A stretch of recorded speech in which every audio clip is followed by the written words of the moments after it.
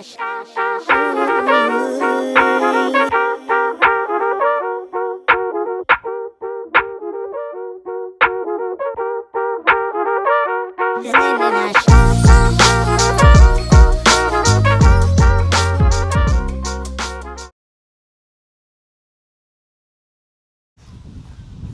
today we're coming down to the local playing fields after my lower back flare up for the last 2 weeks.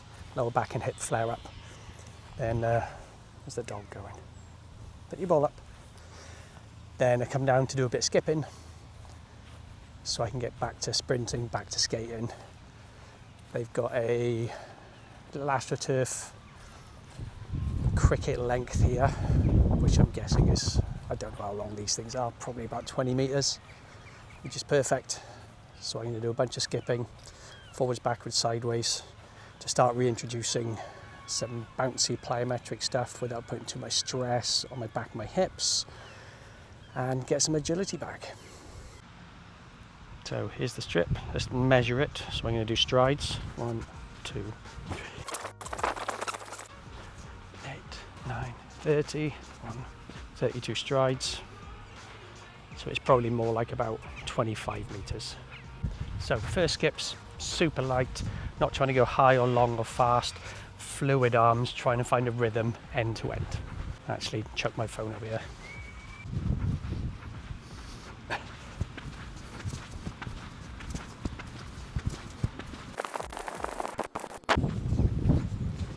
And walking back, always walking back.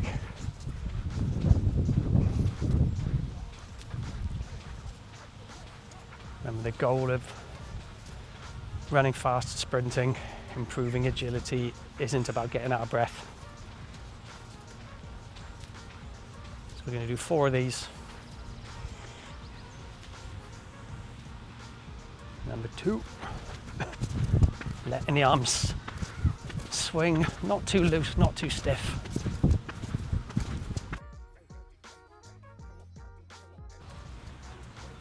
So number 3, again same, trying to stay tall.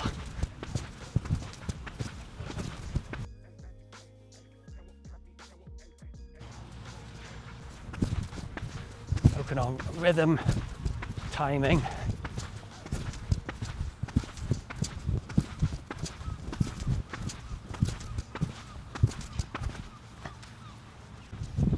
So there we go. First 4, super light, not out of breath. But working on rhythm and timing, you don't want to do it out of breath, because then your body, your nervous system's battling the breathing, the heart rate. If you want to improve speed, want to improve timing, want to improve rhythm, doing it fresh is the way to do it.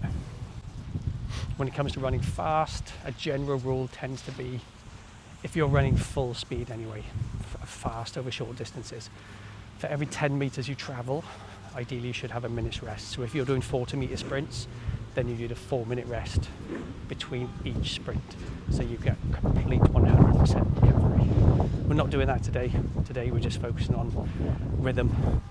So this next one now, we're going to do a little bit, slightly more aggressive skips, a little bit more height, a little bit more drive off the back leg. So we're just increasing the intensity of them slightly. So slightly more intensity with these ones.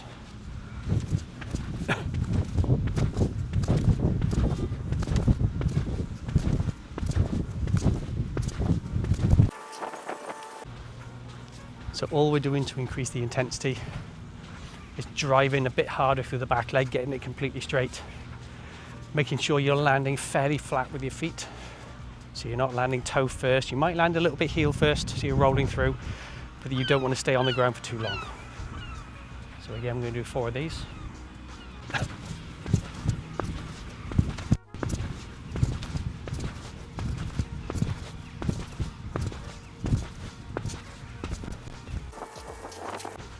Something else to start being aware of is when you're doing these skips is the front leg is coming in front of you. So the knee's coming up in front and the toe pulled up as well. You don't want to skip with toe down, knee back. You want knee in front because we're trying to drive ourselves forwards and up, and the back leg through the skip We're trying to get our knee behind our hip with that straight leg. So you're driving off and getting hip extension through that front hip, driving forwards with the knee with the toe pulled up, so then it's ready to hit the floor.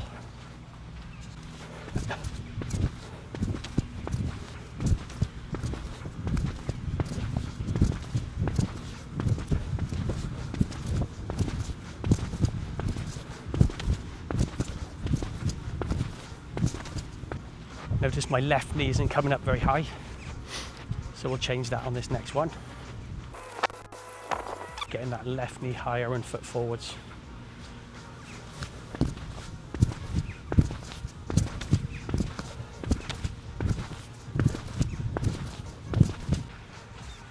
That was better, felt better.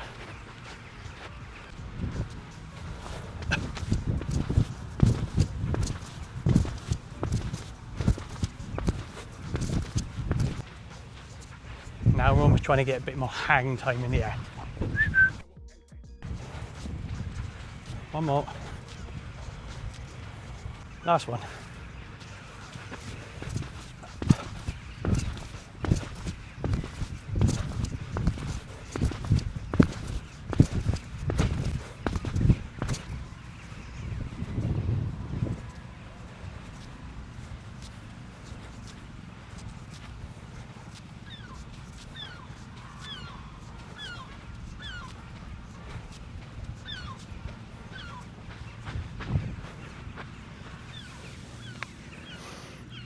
Okay, so now we're going to go on to some Luna. Right.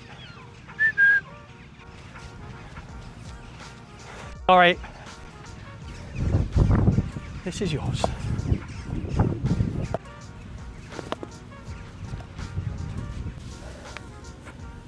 Come here. It's enough chasing. Okay, that's forward skipping.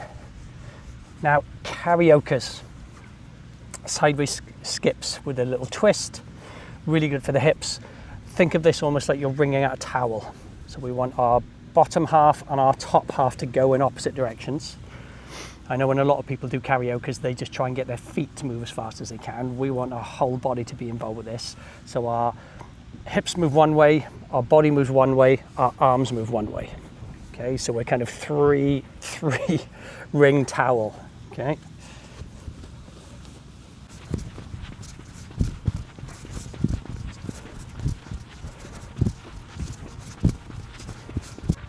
So hopefully you can see that as that leg goes behind, body's turning towards that foot, arms are turning away.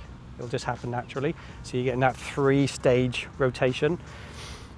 Back leg externally rotates, front leg internally rotates, body follows the leg, back leg, arms follow the front leg.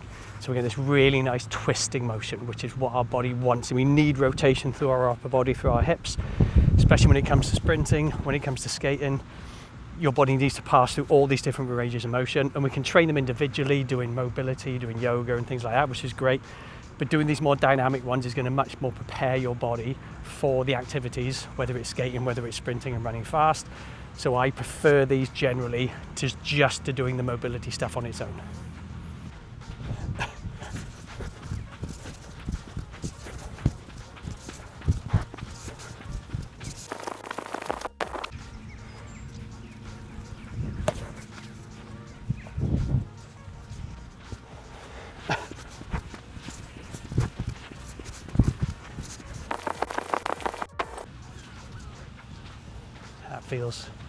That feels really nice for my upper back and hips, especially after the niggle I've had the last 2 weeks.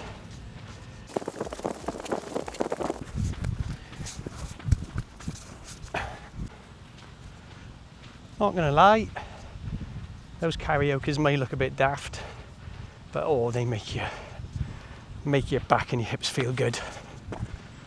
More karaoke's. Hashtag more karaoke's. So we're going to do some light plyos now, just some pops and some bounces, very light, very low. Trying to focus on being stiff in the ankle. Very little knee bend, if any. Very short distances, probably just going to do sets of 10. Going to do some forwards, going to do some sideways, going to do some backwards. And maybe a few other bits in between as well. So just in this little gap, just 2-footed pogos to start with. Focus on staying legs pretty much straight, bouncing on the ankles, heels not touching the floor, little jumps, little hops, very, very poppy but not high. So hands on my hips so I don't use my arms, staying tall as I can.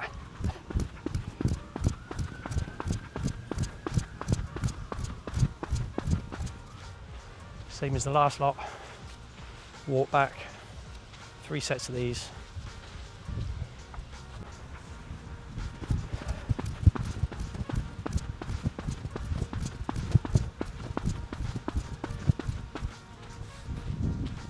No tweaks or niggles in the back or the hip. Double thumbs up, double fawns. One more set of forward pops. Legs straight, nice and tall.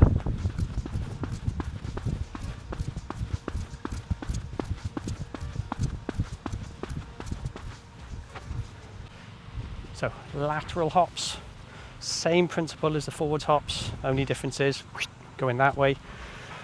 So there's a little bit more movement through, maybe through the hips, because you've got to lean a little to go that way, and probably pushing off the outside foot a little more to get you moving in that direction, but still not going for height. Still trying to stay nice and tall and light and bouncy.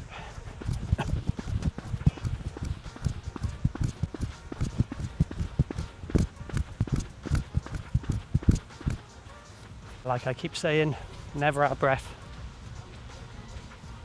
Plenty of rest between each effort. Just like this goob here. Run a bit, rest a bit, run a bit, rest a bit, run a bit, rest a bit.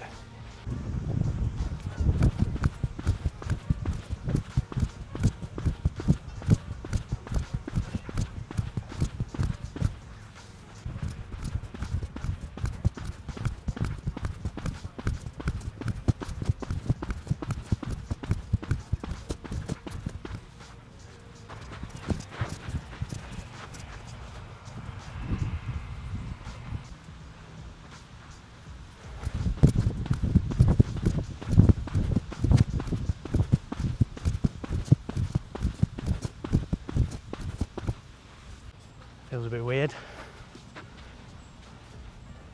but I suppose when I do this, I'm trying to tilt my body with the hop, so I'm not just moving my hips side to side. I'm trying to have my whole body move to one side, then my whole body move to the other side. So what you're basically doing is favouring one foot a little bit more, the inside foot, because that's where your body's going. It's probably what's happening anyway.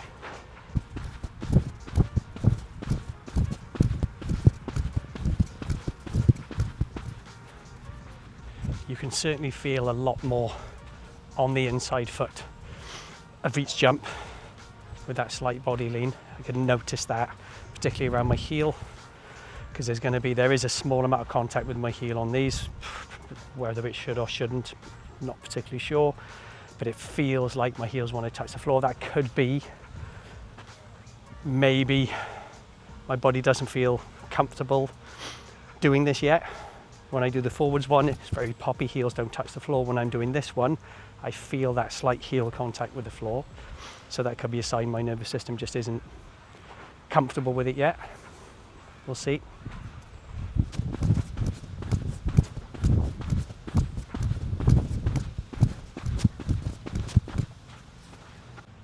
Yeah, feels a bit weird, that, a bit alien, but we'll see. New to doing that one. The more I do it, the better it'll start feeling. Fingers crossed anyway. That's how it should work. Okay, going to finish off with some backwards walking. With the focus of the backwards walk is trying to keep the upper body upright, but trying to reach the back leg as far back as you can. So not leaning forwards. So you should feel your glutes squeeze.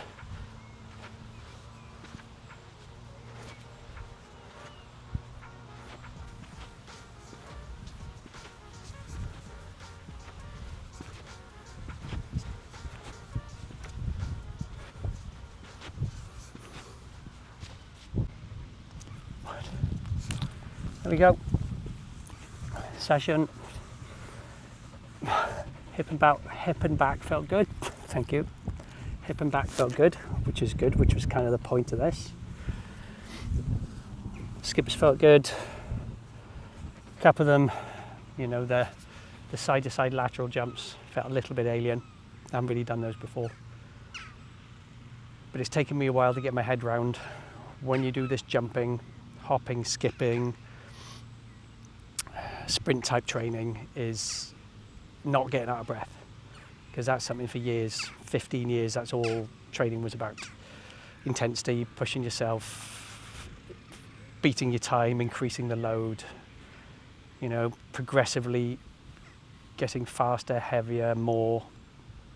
So it's takes a bit of thought to, you're not slowing, well, yeah, you are slowing everything down. But if the goal is to get faster, then you have to do it smartly. You have to be clever about it, smart about it. You can't do this every day. Well, you can't do running fast every day. You can do this stuff every day. I've come up with 2 goals. One being a sub 8 second 60 metre sprint, which at this present time seems absolutely impossible. I don't even feel like I can do a 50% sprint at the minute. I got to build back up. For my age group, that's a pretty decent time, at 52. And the other one is, I did initially say a 24-inch flat ground ollie, but I'm actually going to increase that to a 30-inch flat ground ollie. Just because I think that's more of a challenge. I think I can get a 24-inch one, not in a matter of weeks or months, but I think that's achievable in a reasonably short period of time, whereas a 30-inch ollie is a bit more of a challenge.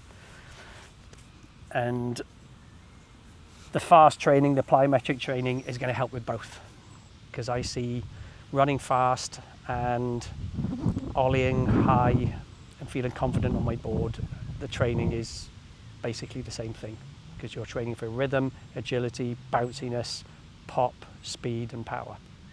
So it's basically the same thing. So yeah, a sub 8 second 60 metre and a 30-inch flat ground ollie. I reckon that's doable. Maybe within this year. Just got to be consistent with the training, get on my board a bit more. And then, what do you reckon, Luna Dog? She believes in me anyway.